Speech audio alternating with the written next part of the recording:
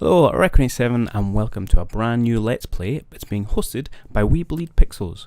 So, for anyone unfamiliar with myself, I'm Requin87. I'm a strategy, wargamer and simulation YouTuber and streamer.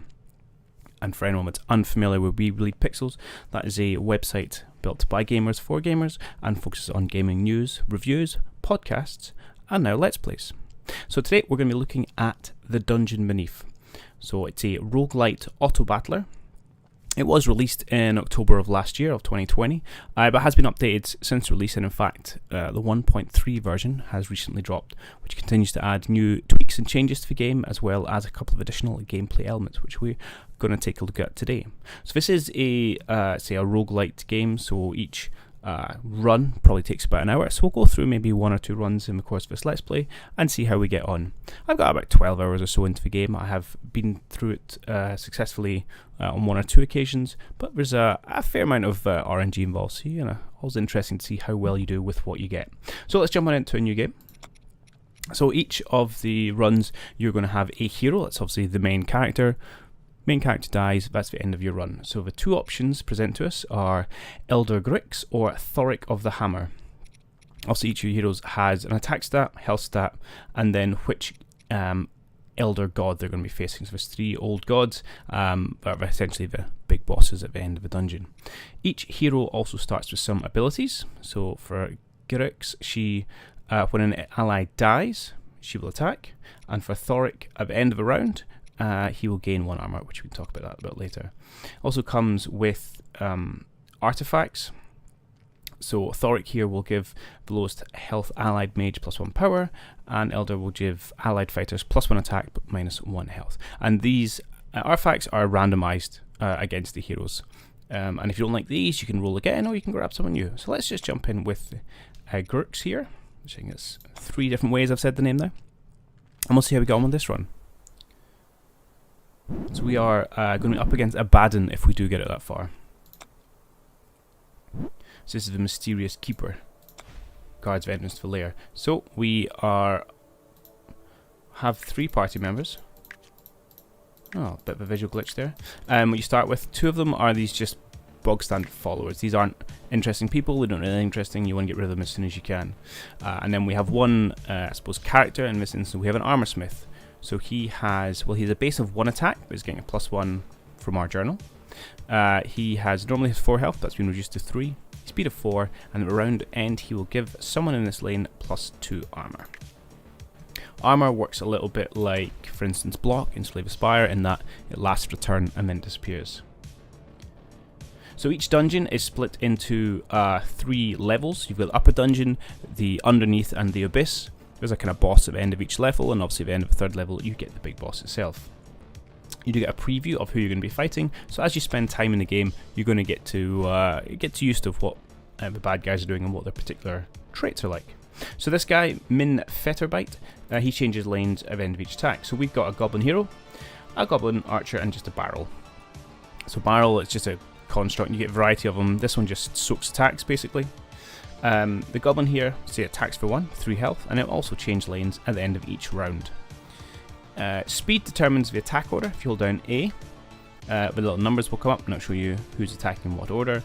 If creatures are tied for speed, as our 2 humans are here, then it will attack topmost to bottommost, and our allies before the enemy gets to go. This fight's going to be fairly straightforward, so I'm just going to hit attack, and they will all do their thing in the speed order. So these guys putting out 1 damage, as is the goblin. And at the end of the round, we're going to armor up. And we're just going to keep going. Generally, you don't need to put a lot of thought into the first fight or so. Once you get very familiar with the game, now if you're just trying to progress through quite quickly, you can turn the speed up just up here and let the battles go a lot quicker. So at the end of that first fight, we get 3 gold coins. And all our followers get back to full health. So your health for your hero remains constant. If you take damage, it's permanent, but your little dudes here will regain their health after each fight, and even if they die, they'll come back as well. Okay, so this is a campfire. This is how we recruit more people into a party. We have a limit up in the left-hand corner of 5, so we're currently at 4 or 5.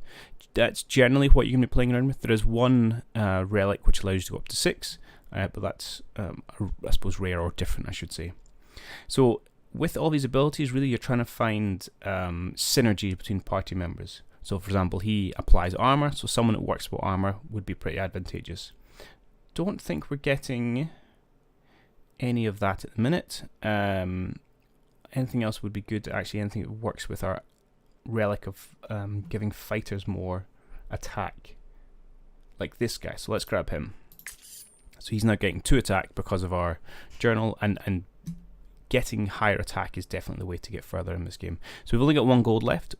You do get a little bit of money when you sell people, so we could get 1 gold to sell this guy, but that's not enough to buy one. So we'll stick with 2 level dudes and 2 just generic followers for now. Let's go purple slime, so we take him fairly easily.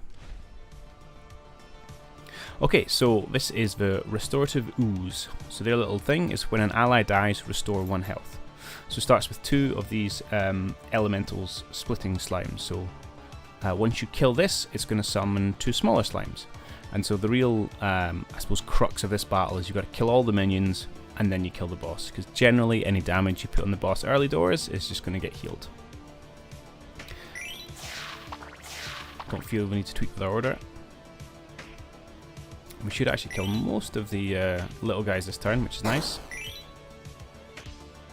So if we wanted, we can change our order at the start of the fight. You can also change your order between the rounds.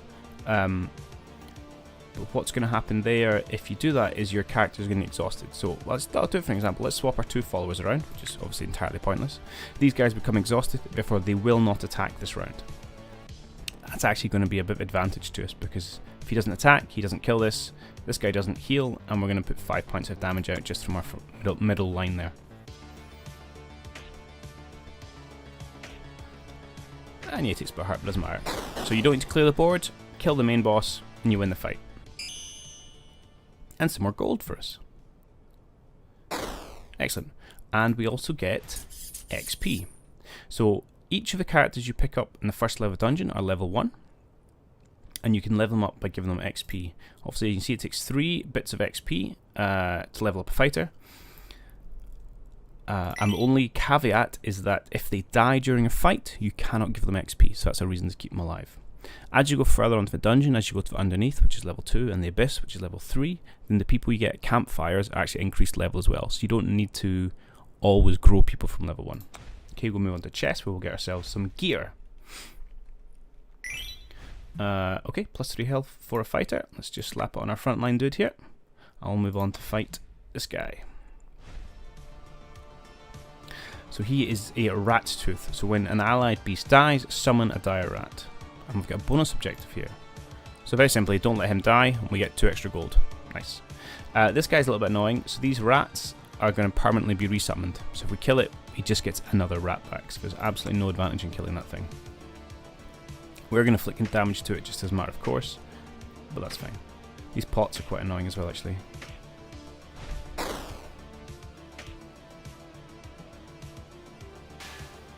So we may want, actually I'm just going to swap these guys around because I don't want to kill that rat, because he can respawn anywhere, and if he respawns in the middle he's just going to block my attacks on the rat tooth at the back, which we don't want. So there we go, mission successful, keep the adventure alive, more monies. So as well as buying people, obviously you can get gear shops where you buy gear. And you can get potion shops where you have potions. I'm going to keep XP going on my lizard. So options are a campfire, or this guy, and I can't remember his name, where he basically offers you more money to make the next fight harder. Now we've only got, I think there's only 1 more campfire between now and the first level boss, and I do like to swap out at least one of these guys before the kind of first boss level. So we're going to go campfire. Be nice to get someone with a little bit more synergies. We don't really have that. When an ally is summoned, give them shield. We don't really summon any allies. This guy's interesting because he damages enemies in a column, which is quite cool. But I'm also keen just to leverage this and just get a whole bunch of fighters. Now these guys we might not keep around.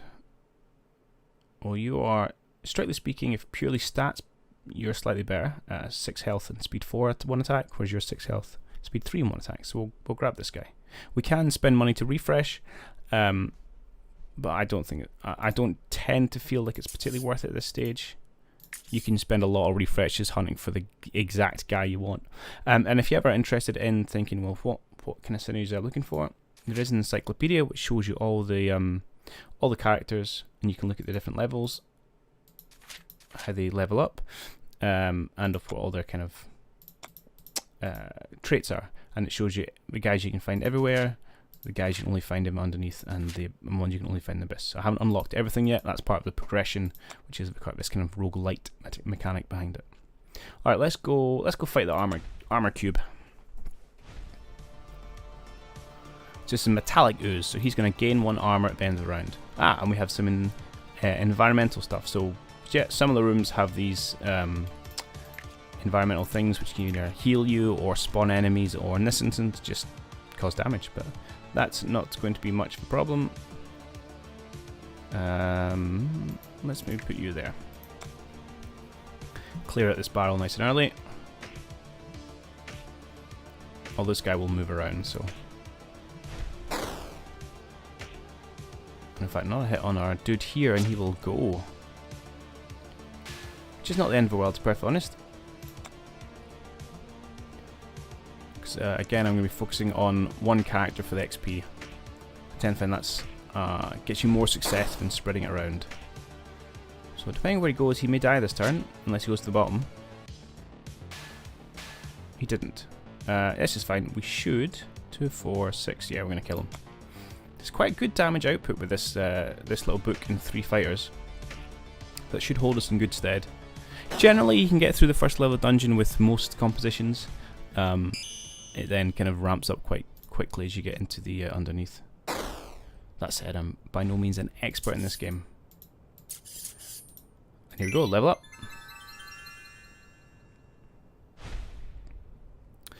Some more health, and that's about it. But that's fine. Just the basic frontline fighter. So we could go to the gnome lady, or we could get some gear. So the gnome lady sells you keys, and this is what was added in 1.3 patch, which then gives you access to rooms later on in the dungeon. There's one, I think it's a giant, which gives you gear. There's a hard fight, and then there's I can't remember what the other one is. I've not been through them all yet. I've not really explored the 1.3 stuff in detail. Sure, why not? Let's go buy a key. This inevitably backfires on me whenever I try and do it. So I don't know yet which key does which door, but let's go for a smuggler's key, why not? We'll see if we can use that at some point. Here we go, Flit Fetterbite. So we get some extra money if we kill the wisp, which we should do, because he's kind of in the way. And he gains 1 power every time encounter. So power is a temporary boost, so you get +1 damage for the next attack only. So it's good, but it's not the be all and end all. That's fine, help us clear out some of these front lines a little bit.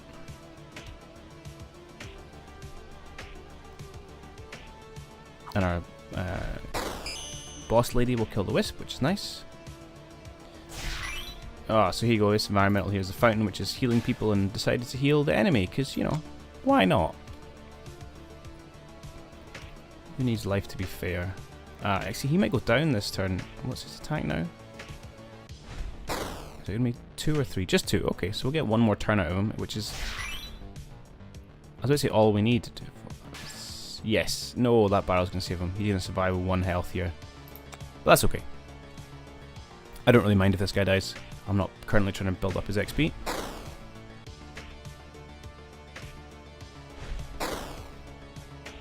And he soaks a nice 4 damage hit. Oh, that's right, and an ally dies, we gain to attack. There's another thing we should try and leverage. Summoners, which we haven't done yet. Although they can be fickle beasts. So tell a lie, there was 1 more campfire. Which I'm going to pass. I'm going to keep this guy through to the end of this dungeon run and try and buy a level 2 rather than a level 1. Be a bit more conservative with my gold. We'll go look at some items instead.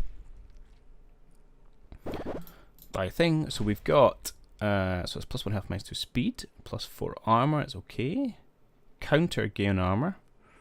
That's not. That might be not bad for him because he's got a lot of health to begin with. or Doom. So Doom happens when an enemy dies. Restore 1 health. I'm not sure that's worth 10. Although this is 9, it's not much cheaper. And health lasts forever. Alright. Let's slap it on you. Might move it around to this guy later on. But it might keep him alive a little bit longer. Okay, let's go fight the dungeon boss. So we're against the reanimated Colossus. There is a couple of different dungeon bosses for each level.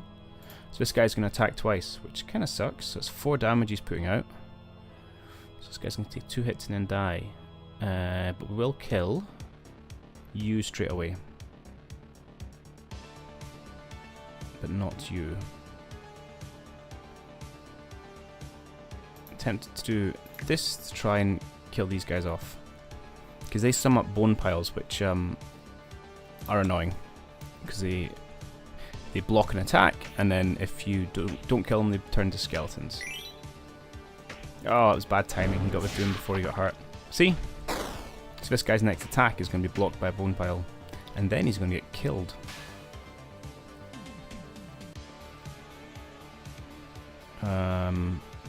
We're probably going to have to spend a turn moving these guys down.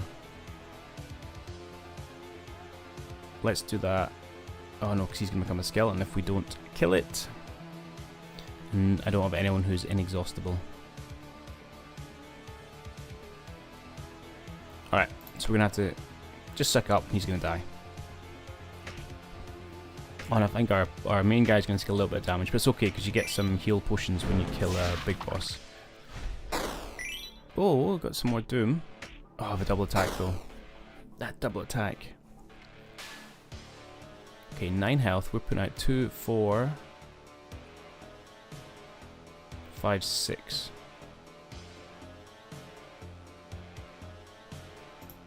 Alright, let's do this. It's not great, but it's going to be the last bone pile we've got to deal with. So he has a thing where he gets to scheme. So he, where he heals if he doesn't attack. So now this guy's got 3 health we've got to beat through, which is fine, we'll go through that. We're going to come out okay, because once we've killed this guy, we should, I think it's the Colossus is just going to be a single turn from everyone else. Yeah.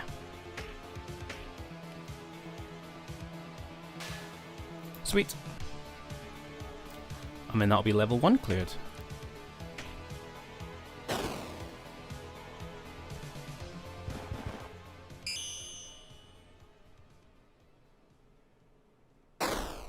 Alright, so this larger balloon is worth 2 XP, so let's just go straight onto our lizard folk. I like getting the one guy up to level 3 rather than 2 guys up to level 2. I feel like it's stronger, although its attack doesn't grow unfortunately, but that's okay. It's doing alright because of our book. We get a sack of gold, which is worth 8. We get some healing potions, so we don't need it. We can't take it with us, so we'll just sell it. And we get a new artifact. When your hero kills an enemy, restore their health. Nah. When ally uses shield, we don't have that. If an ally doesn't attack, give them 1 power. I don't like any of these. We don't use shield. Our hero does kill stuff, but I'm not really worried about him restoring health. Let's reroll. This is a new thing that was added in the 1.3 as well, the ability reroll. More armor, that's not bad. Summon an ever-burning flame. This essentially is just a blocker, but it will also proc our hero's ability to attack. But then I do quite like the idea of our guy just being a massive wall, so let's go for that. Might not be the strongest choice, but there you go. And I go delving into the underneath now. And fights get noticeably harder at this level. Okay, potions from the witch. She's always first choice. And in fact, this snake always seems to be the first fight as well. So we can transform a fighter into multi-class, letting them use any equipment. I think that's massively worth it, because you get things that are like arch only, which increase your damage, or mage only, which do things on death. So I'm going to use that on my front man here, so he can make him uber cool. Could buy an XP. Am I keeping this armor smith? I suppose I should do because I've got that, so sure, I'll buy an XP for you. Let's go fight Snake. So last time we saw guys that had, you know, 3 or 4 health and 1 attack. We now have zombies essentially, 6 attack, 6 health, 2 attack, so much more of a threat. And then when these things die, they turn into these headless ones, which is still 2 attack, but only 4 health. The snake here is also poisonous, so our guys are going to start losing 1 health per turn. So not ideal. Let's go for it. See if we can't break our way through. So it's going to be a few turns of just trying to bosh these zombies, to be perfectly honest. He's probably going to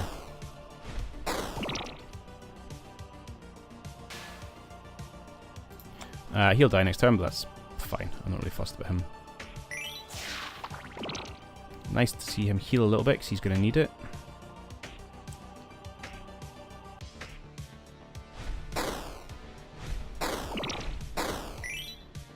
Okay, so now we got to decide if we want to try and move around.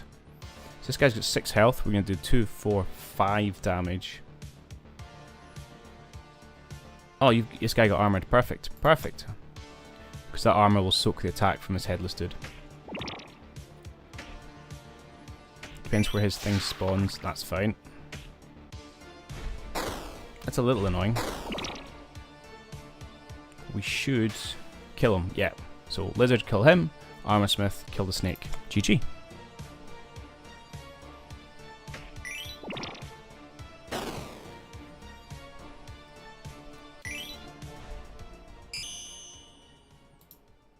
And 3 more gold for our pockets. We're pretty poor at the minute.